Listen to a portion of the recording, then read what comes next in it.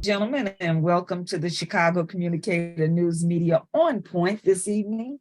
And we're on point with Limo. And Limo is going to introduce us to her guest this evening, Miss Alexandra Antonia. I hope I said that right. Antoine. All right. And so, Miss Lidette. Good evening, everyone. I am very excited to present Alexandra Antoine, someone who I've not known a long time, but it seems as though I have. She's like very dear to me in the sense of me supporting artists. And she is an artist extraordinaire. And also a supporter of the arts and a deep supporter of her community.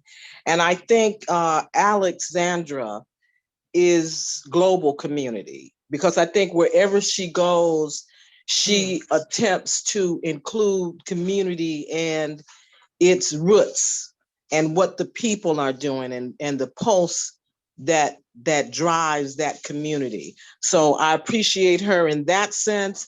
And also, I'm going to just read a little bit about Alexandra, okay? And here it goes. Alexandra Antoine is an interdisciplinary visual artist and cultural apprentice based in Chicago, Illinois.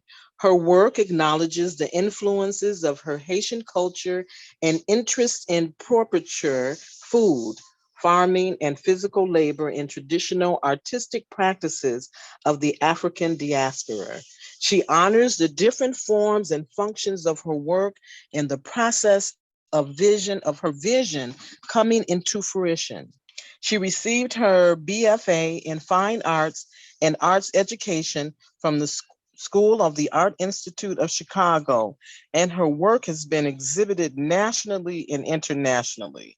So when we have artists of this stature, then they are to be celebrated and showcased. And so, Alexandra, if you could just tell us a little bit about your origins, we'd appreciate it. A little bit. Okay. Thank you, everybody, for having me. And I'm excited to be here. So I'll share my screen so that I can basically just go through some slides, and usually start it off the way I start off most of the talks about the work that I do and who I am as an artist. So I'll share this screen, and I believe everyone can see it, correct? Yes. Mm-hmm. Okay, so this screen here, or this photo here is a picture of the view behind my granddad's house at the top of the mountain. That's like behind his house in Léogâne, Haiti. So both my parents are from Léogâne, Haiti, which is about an hour southwest of the capital Port-au-Prince.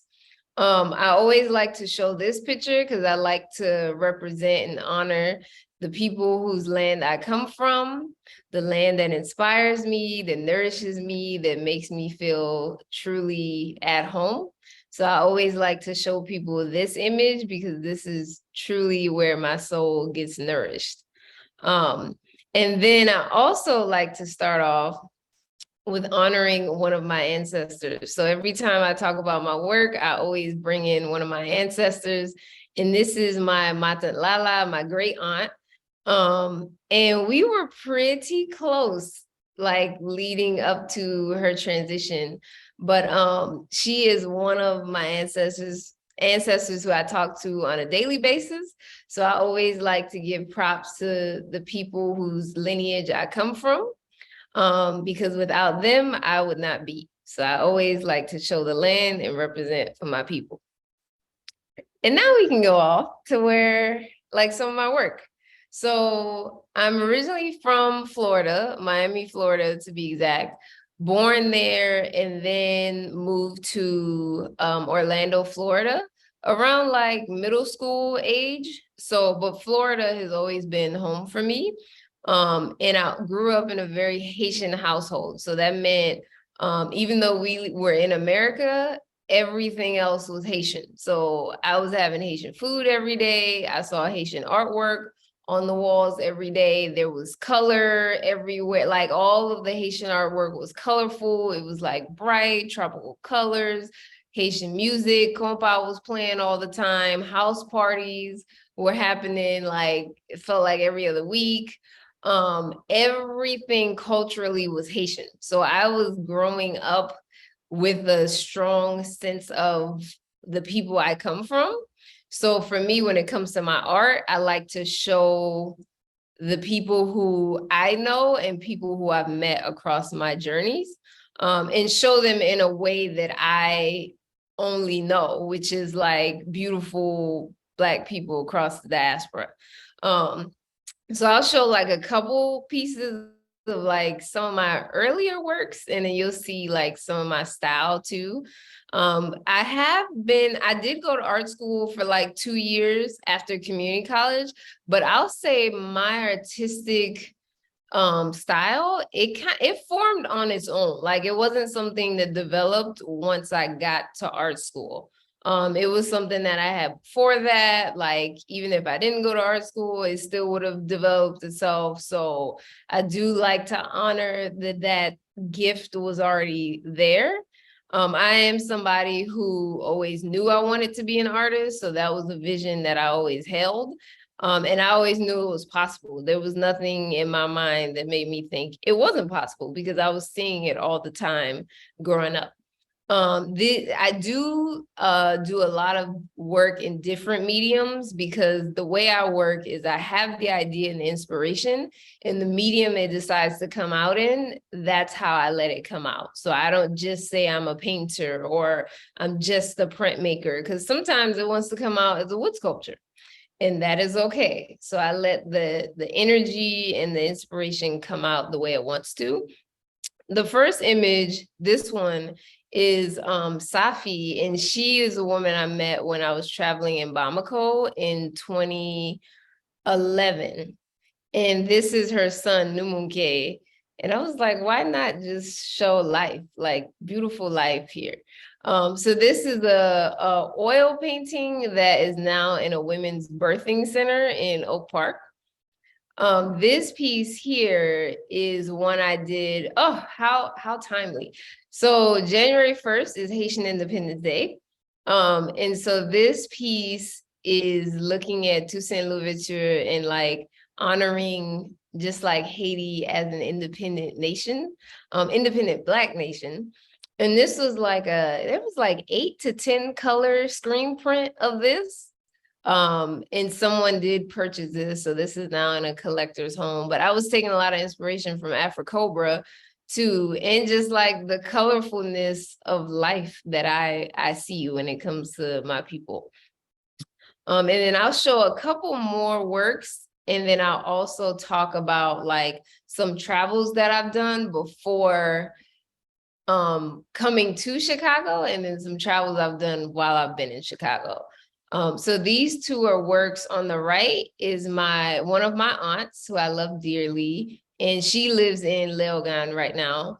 And then to the left of her is another family member who has a small child. So I did his portrait, and then I also like to incorporate like architectural patterns or like spiritual patterns that are part of the culture. So you'll see some of that like in the background. I do have this linear style of working that people often ask me what style it is. And I've just said it's a topographical style. So usually like when I'm painting the faces or the bodies of my subjects, it feels like I'm tracing like a pathway all over them. Sometimes I can get really deep with how I explain it, but it just reminds me of like a topographical style. Like when you're looking at a map and being able to trace roads and paths and things like that. I did used to paint super realistic, but I just see so many more colors and depth in the subjects that I paint that I had to just let those come out more and not like move away from the hyper realistic painting style. Can I just make a comment on your auntie? That's your Yes, you auntie can. to the right. When I looked at her chest, I saw a map. That Mm, was the first thing that I wasn't sure, but it just looks so organic, right? So I do yes. see what it is that you're saying. Appreciate that. Thank you. There's always connections made See there? when people view my work, which I love. Mhm. And then I've started it's so in Oh, gorgeous. 2018, I traveled so I call myself a cultural apprentice also, because I traveled throughout different places throughout the African diaspora to learn traditional artistic skills that if the elders were to all pass, or like, all the young folks move to the city, like it would disappear. So usually that's a lot of labor intensive things. So think wood sculpture, beadwork, basket weaving. And this is something that after my first trip to Mali, which I'll talk about in a little bit, that's when I noticed, okay, something is here and there's something in this that like feeds my soul. So in 2018, I went during a trip where I was in Haiti, I was in Okap, which is also called Cap Haitien, which is the northern city of Haiti, which, fun fact, used to be the capital of Haiti. And so I was there, and there's when I learned from elders how to do beadwork. So they create, in Haitian culture, there's a lot of voodoo flags, which are beautiful. And I have like one of them, but I knew I didn't want to just recreate voodoo flags. So I wanted to learn like the technique of bead sequence work and incorporate that into the work that I already do. So in this portrait on the left of my friend Layla, and she's actually a well-known folk music artist based out of New Orleans. Her name is Layla McCalla. And on the left of her, or on the left, is one of the women that I met while I was in Benin. And that's another trip I'll talk about. But in each of them, you see the beadwork that I do. And that's all hand sewn into the canvas. So Oh my nothing is glued, because traditionally is not glued. So the way I learned the traditional method is the way I apply it. I may apply it in a different way, but the technique is always the same. So a lot of times people will see like a large portion of my work with bead on it, like bead sequence work, and they assume it's glued, but I'm like, that's not how I learned it. So I don't even know how to even glue that together. Wow. So Yes. may I ask, how long would it take you to have completed that? So I usually tell people, I stop counting after 2 hours. So after 2 Mhm. hours, like I don't even look at the clock anymore. It can take months. It can take several months. Mhm. During 2020, I did Yeah. quite a few. I converted my mom's kitchen into a studio. And even she was like, oh, that's how you do that? Yeah. Like I sit here for about 6-7 hours a day and Wow. stitch this one at a time. So here is my cousin on the left and then my aunt on the right. And my cousin has beadwork in her barrettes, and my aunt, the top of her, the lace area of her top is all beadwork, and then her earrings and jewelry. Because she's a bit of a fashionista. When I was looking through her photo album, I was like, she needs to be like painted. And it's really important for me to paint people I know and people I see, because to me, that's what I want to leave out. Like, that's part of my legacy of leaving those people on my journey. Like, I have no desire to paint people that I don't really have relationships with. And these two are also people that I know. And Excuse then me, I'll, Alexandra, Mhm. I just have a question. You just Yes. mentioned, do you find that when you paint people that you have a relationship with, that you can really get in tune into their facial, their identity? Because you have a relationship with them, Yes, as opposed to having someone that they would bring into the studio, they want you to paint.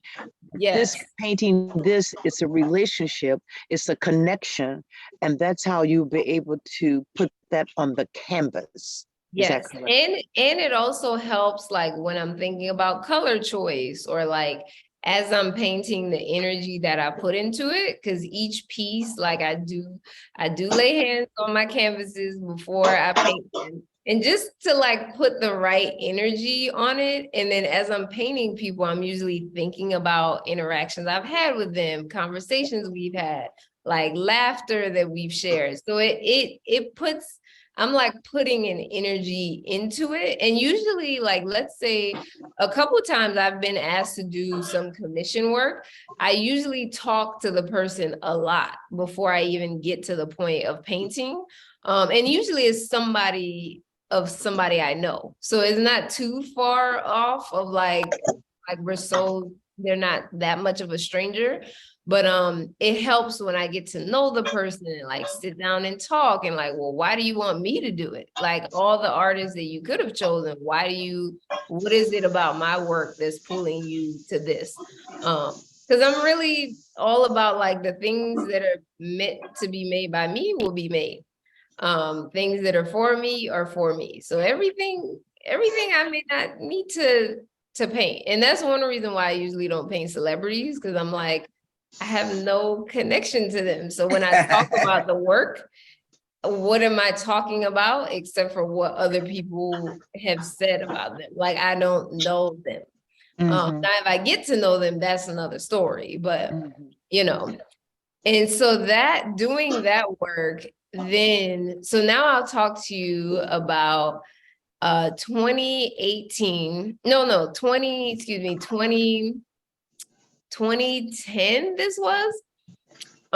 So I'm in community college back home in Florida and was in the print shop. I was in the print studio and I looked up and saw this poster and it was like study traditional arts in Mali, West culture, or in Mali, Bamako, Mali, right? And so in my mind, I thought two things. I'm an artist and I've always wanted to go to Africa. So that was all I needed. Took the paper off the wall. It was like, where's the study abroad office on this campus? And come to find out, the director at the time was a Black person, Ms. Woodard, right? And so I talked to her and she was like very excited about me having this desire to travel. Then I talked to my African-American humanities professor at the time, Karen, who she was like, yes, this is amazing. So both of them were like, you're going to Mali, like, we're going to make sure this happens for you, right? So up until that time, I had been like, as a kid, I would go every summer. My mom would send me and one of my brothers to Haiti every summer. One, because she needed a break. She had 4 kids. And 2, it was also so that we could understand the culture. So like every year for the summer, and this is like for a good 2 months and some change, I would be in Haiti, in Port-au-Prince, in Léogâne, like with my aunts and uncles, only speaking Creole, like in a whole nother world, right? So up to this point, I had experience traveling and seeing my mom travel. Like I had seen Black people travel. So at this point, when Ms. Woodard and Ms. Karen Khan were like, okay, you're going to Africa, I was like, let's do this. Again, Black women like pushing me. Like I can say during my career, Black women have always been like the ones to be like, no, you're gonna do this. Like, we're gonna make sure this happens. Like, I'm gonna support this thing always, right? So we get all the paperwork. They help me fill out scholarship stuff. I get to Mali, and this picture that you're seeing here is my work. It was my workspace for about 4.5 months, Monday through Friday, 7:30 to like when the sun will go down. So this was my workspace.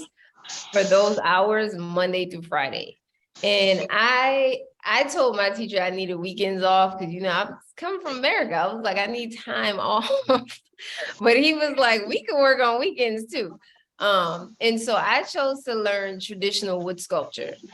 Never had done wood sculpting in my life, but I was like, this is something in me knew that that was what I needed to be learning at that time. So, and what I also learned about traveling and apprenticing in that way, especially when it comes to West African way of like learning traditional works, there's a lot of looking, like observing deeply and then doing. There isn't much of the, okay, I'm gonna write this lesson and the steps on the board, and then we're gonna go one by one, and then I'm gonna go to everybody's desk and see if you have it. No, my teacher was like, he handed me the wood, and the wood is like right here. I have my cursor on it. And he was like, whatever I do, you do. And I'm like, okay, so we're gonna measure, like, where's the rule? He's like, just watch me. What I do, you do. When I cut, you cut. So I'm like, okay, this is interesting. But because I do like to observe people as well, which I think is when you travel, like you just do a lot. But I got the hang of it, and it was like when he cut, I cut. If he turned the wood a different way, I turned the wood a different way. And I had told him that I wanted to make this sculpture known as the Chawara. And so after 4.5 months, these are the tools that we use also. So I had tools made for me because he said I couldn't use his tools because my hands had to shape my tools. So I was given a fresh set of tools, which I still have to this day, because I do plan on going back to Bamako. But he had to get those made for me so that my hands could form the tools, which I thought was like so interesting. The way he said that, I was like, that's deep. And so after 4.5 months, these are the two pieces I made. So the first one I made on the left is the male, right? And I had told him I wanted to make this piece because prior to starting to work with him, I had gone to like some museums and stuff. And something about this, I had seen a ton of sculptures, but something about this one, I was like, this is what I want to make. So I tell him, I'm like, this is what I want to make. And he's like, okay, right? So he tries to convince me to make a chair, which is like 2 slabs that you like fit into each other. And I was like, no. This is the one I want to make. Like I had printed a picture of it and everything. And he's like, you sure? I'm like, yes. So after each one took about 4 weeks to create. So after 4 weeks, I made this. And because he saw the way I worked, then he was like, do you want to make the woman? And I was like, well, what does that one look like? And so he took one out that he had made and showed it to me. And I was like, all right, let's go. So 4 weeks later, after that, we made this one. And then I also learned how to make traditional mud cloth, which is the background that's behind these works. Now, why this is interesting, I realized so many years after that I chose this piece is that, so the Chawara, it represents an antelope. And the way it's used is in like a ceremony dance. So it's given and this is in Mali, in other, it might be in other regions, or in Bamako, I should say, in other regions, it could be different, but it's usually given to the farmer who has the biggest harvest, which I thought was interesting because I'm like, now I'm over here working with food and harvesting crop. I'm like, how that came full circle. Wow. So it's given to the farmer who has the largest harvest, and it's usually put atop the dancer's head with raffia hanging down, and then it's like dance with. So usually I don't really display this because it feels too staticky. But if it were to be like part of a dance or something, then it would make sense because then you'd see it like in its full capacity. But that's a whole nother conversation when it comes to like the way Western institutions display African art. And But can yeah, I just, these can I, people came out of that. and can I just add that, you know, this is a great learning experience because as you're talking about this piece and its symbolic meaning, I see the fluidity in it. It looks live, just like your pictures. Your pictures look so organic and lifelike. And so as you talk about having that relationship um, with the subject, we do have a couple of others on here.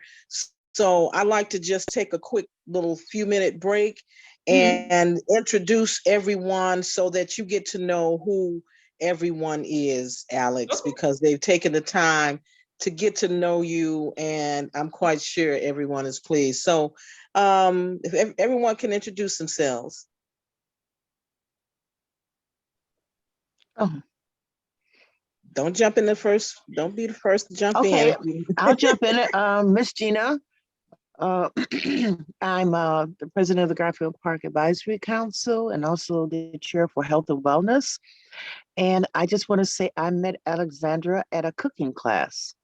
And remember, we had a cooking class and we just connected so well together. And I said, this is somebody that I really want in my portfolio as part of knowing someone. And that's how that all started.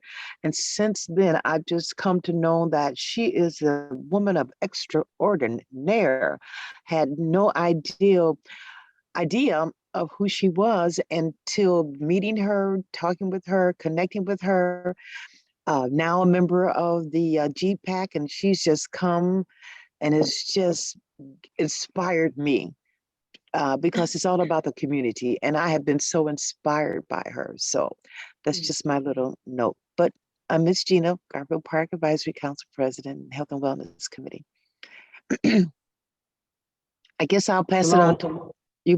You want to pass them on as you see them? Yeah, pass it on, like- Gina. Pass it on. Okay. Star Amiel was about to talk. Okay. Hello, this is Prince Amiel. Can you hear me? Yes. Oh We yeah. can hear you. All right, this is Prince Amiel. I'm just on the call. The vet invited me to the call, and what I've heard thus far sounds like you having a good time. Mhm. And Alexandra, this is the brother that I was telling you about Saturday that has a 16-acre farm, and we're going to get out there. Oh, okay. Yeah. All organic. So Okay. he can relate to exactly what you're talking about. Nice. All right. So we'll pass it on to Elishaba. So my name is Elishaba. I'm a member of the advisory council, and I'm also a digital artist and animator. What do you think about Alexandra so far? What do I think of her so far? I love her art. I love the medium she's going for, and I like how stylistic her painting process is. I think it's I love art.